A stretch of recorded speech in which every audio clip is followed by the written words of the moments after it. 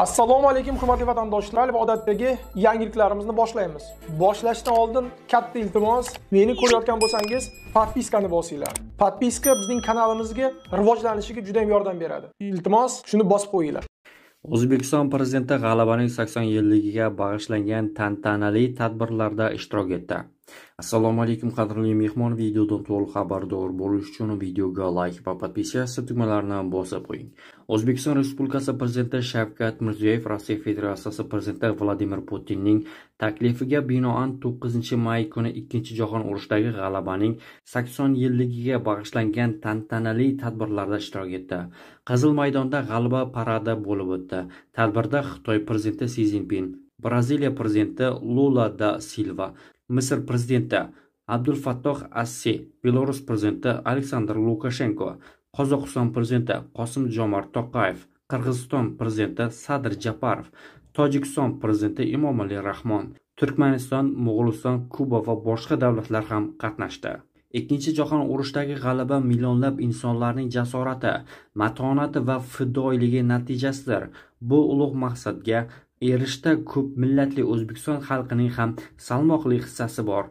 Urush boshlangan paytda respublikamiz aholisi 6 million nafardan ziyod edi.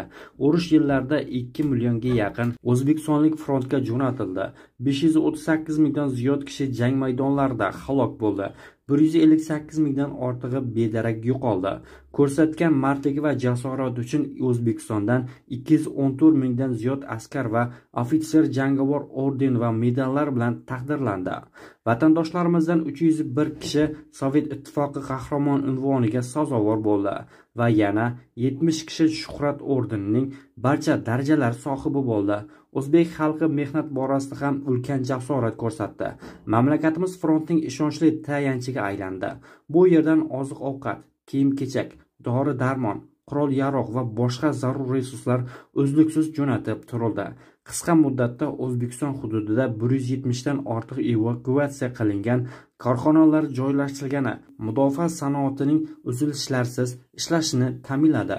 O'sha og'ir yillarda O'zbekiston xalqi yuksak insonparvarlik namunasini ko'rsatib, front oldi hududlardan evakuatsiya qilingan 1,5 milliondan ortiq kishini, jumladan 250 mingdan ziyod yetim bolalarni qabul qildi.